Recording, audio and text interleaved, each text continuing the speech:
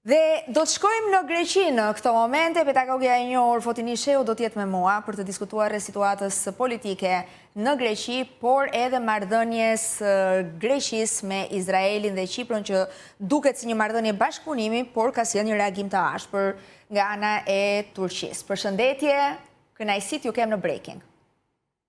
Përshëndetje zonja Dardha, kënaqësisht nga ana ime. Uroj së pari gjithë teleshikuesve tuaj gëzuar festën e Krishtit. Dje ishte festa e Krishtlindjeve dhe shpresojmë që lindja e Krishtit mbarësi dhe shëndet për gjithë. Për gjithë, po. Dhe do të kalojmë pak tek blokada e fermerëve. Vijon në kjo blokadë prej më shumë se 2 javësh, duke shkaktuar kosto të mëdha financiare, duke paralizuar jetën në vend dhe duke krijuar probleme të jashtëzakonshme me qarkullimin. Unë kam patur lidhje direkte edhe me kolegë për gjatë ditëve të fundit që thonë janë zbrazur dyqanet, supermarketet, ka një lloj krize, është një situatë kaotike në Greqi, pavarësisht se Mitsotakis ka bërë thirrje për të ulur e për të biseduar, duket se fermerët kërkojnë një plan sa më të qartë. Por e shqetësuar është dhe Maqedonia e Veriut, sepse kjo blokadë e fermerëve grekë ka lënë shkupin pa karburant, duke bërë që të shpallë krizën energjetike. Për sa i përket gjendjes ekonomike dhe për në supermarketet nuk do të thosha se është kjo pamja aktuale, sepse nuk ka arritur në këtë fazë akoma, por ajo që ndos në të vërtet është që nga bllokimi i rrugëve nga fermerët, ata që po shqetësohen edhe po krijojnë edhe ata ato moskënaqësinë e tyre, janë në lidhja menaxherëve të hoteleve dhe të pronarëve të hoteleve, sepse në shumë pika turistike, për shkak të blokadave të bllokut të fermerëve, janë anulluar vizitat e turistëve. Njëjtën përvojë kishim edhe neve të shtunën e kaluar, ku quam një grup nxënësish në Trikalla, në fshat në parkun e zbukuruar të Babagjyshit të Vitit të Ri, dhe një rrugë që mund të bëjë 2 orë gjysmë ose 3, e bëm 4 orë e ca sepse kaluam në rrugë dytësore. Dhe këtë po kërkojnë edhe vetë ata që merren me hotelet edhe me turizmin. Por duket se fermerët nuk kanë ndërmend të ndalen. Ata nuk ndalen, në datën 19 kishin një mbledhje që u bën në një fshat diku në Seres, dhe ata morën vendimin që blokada do të jenë lokale, do të thënë vetë ata fermerët e zonës do të vendosin nëse do t'i hapnin rrugët apo jo. Por në përgjithësi ishte vendimi i tyre që për shkak të festave, Krishtlindjeve dhe Vitit të Ri, edhe ujit të bekuar më pas, ata do të kishin të rreshtuar trakterët, majtas dhe djathtas rrugëve, por nuk do të bllokonin. Këtu është një problem tjetër që ekziston, sepse ne e pam vetë me sytë tonë që fermerët nuk ishin aty, traktorët e tyre ishin, por policia na ndaloi dhe tha të kalonim në rrugë dytësore. Atëherë, nuk e kuptohet kjo nëse është shkaku i blokada e fermerëve apo është vetë vendimi i Ministrisë së Brendshme dhe policia që për të marrë masa. I bllokon për të marrë masa, për të marrë masa vërtet, por në të njëjtën kohë ka edhe vonesa dhe anullime ndaj pikave turistike. Ndërkohë, reagimi i qeverisë greke. Si po tenton që ta shuaj, le të themi, këtë protest, duke qenë se zgjat prej javësh dhe ne e tham që po shkakton pasoja të mëdha financiare? Në një deklaratë fundit që bëri vetë kryeministri i Greqisë, tha që qeveria nuk mundet që t'i ushtrohet presion dhe është e gatshme për dialog, por duke u tërhequr fermerët nga blokadat. Në anën tjetër, vetë fermerët nuk e pranojnë këtë, sepse kushtet e tyre janë ulja e çmimit të naftës edhe të energjisë, si dhe rritja e çmimeve që vetë ata prodhuesit u ashesin në supermarketeve, e cila është një çmim shumë i ulët, nëse flasim për 20 apo 30 cent, dhe në supermarket rafti konsumatori e blen produktin me 1 euro apo 2 euro. Dihet i cënuar Mitsotakis në këtë periudhë, duke qenë se protestat kanë më shumë se 1 vit e gjysmë që zgjasin. Mos harrojmë tragjedinë e Tempit e më pas të tjera ngjarje të rënda. Pra duket se gjithë Greqia është në alert, në flak, në tym për gjatë 2 viteve të fundit.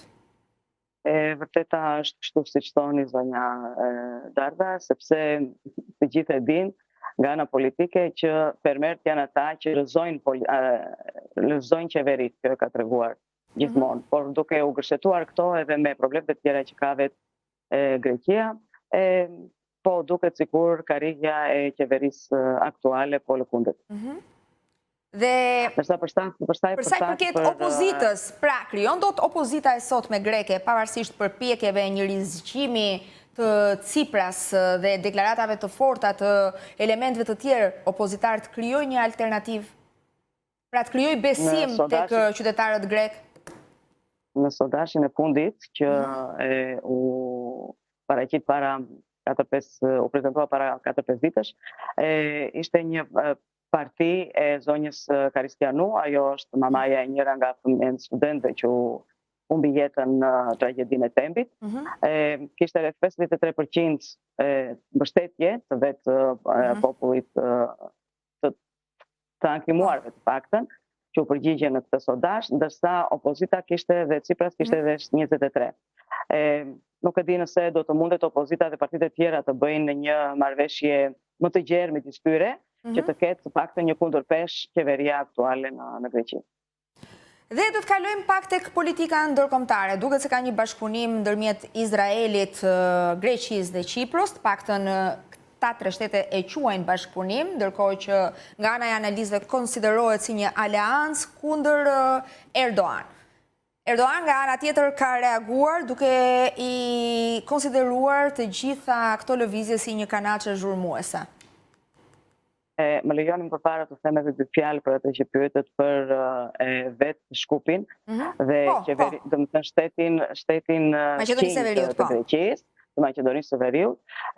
Kjo është e vërtetë sepse nga bllokada e fermerëve nuk kalojnë maunet me gaz natyror ose me mazut, të cilat këto shteti fqinj kanë mëse të nevojshme, sepse nga ana gjeografike dhe infrastrukturore Maqedonia e Veriut është e varur nga Greqia dhe sidomos ajo ka një udhë lidhse me detin, nga cili nga porti i Selanikut, nga i cili bëhen këto transportime që ai ka mëse të nevojshme për popullin e vet, në një kohë që dimri ka filluar, është në mesin e tij dhe temperaturat janë shumë të ulta. Domethënë, bllokadet e fermerëve kanë krijuar vërtet probleme edhe në shtetin fqinj. Ndërsa të shkojmë tani për marrëveshjen midis Izraelit, Greqisë dhe Kipros, këtu është edhe një faktor i katërt që plekset, është edhe vetë Shtetet Bashkuara të Amerikës që mbështesin këtë bashkëpunim. Qeveria e prezanton si një kundërpesh ndaj Turqisë edhe nga Erdoganit, por zërat e opozitës janë të fortë, sepse dhe kjo është shenjë demokracisë në një vend, të dëgjohen edhe ata zëra, ka të bëjë me shumat e mëdha që duhet të paguaj vetë qeveria greke për këtë marrëveshje, ka të bëjë me hollësitë që nuk është informuar akoma vetë politikave dhe opozita, ka të bëjë gjithashtu dhe me faktin që kjo marrëveshje ka të bëjë me mbrojtjen kundërajrore dhe kundra dronëve, por këtë produkt të kësaj marrëveshje blihet ashtu siç është, e cila do t'i kushtoj Greqisë. Gjithsesi kjo ka krijuar një mendësi agresive. Duke qenë agresive, sepse konsiderohet si një provokim nga ana e Turqisë, pavarësisht se të 3 shtetet e konsiderojnë bashkëpunim dhe jo ushtrit përbashkët Izrael, Greqi, Kipro, reagimi ka qenë i ashpër.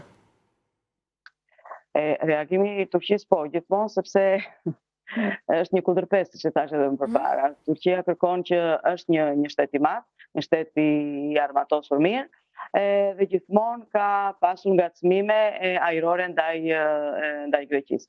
Dhe kështu ndihet e kërcënuar, por në të vërtetë zërat e kundërt janë edhe brenda vetë Greqisë, siç thash pak më përpara. Unë ju falenderoj shumë për... Do të ketë probleme mëse dhe në të ardhme kjo marrëveshje, derisa të kaloj për miratim nga Parlamenti grek. Do të mbetet për të parë se çfarë do të ndodhë. Unë ju falenderoj shumë, zonja Sheu, gjithmonë e mirëpritur. Ju falenderoj dhe unë, vazhdim të këndshëm. Ditë të mbarë. Kalojmë në publicitet.